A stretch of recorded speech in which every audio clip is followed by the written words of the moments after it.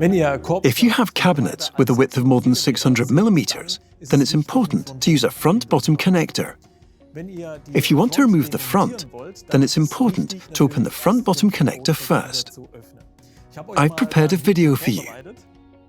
To release the front, first open the drawer, then the X-center connector with a PZ2 screwdriver, and then you can also easily disassemble the front as usual.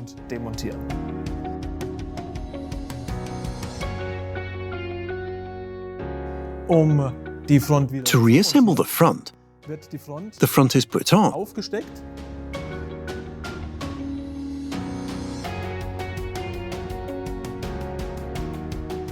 and closed again with the screwdriver and with the X-center on the underside. It's just as easy to disassemble and reassemble the front when using the front-bottom connector.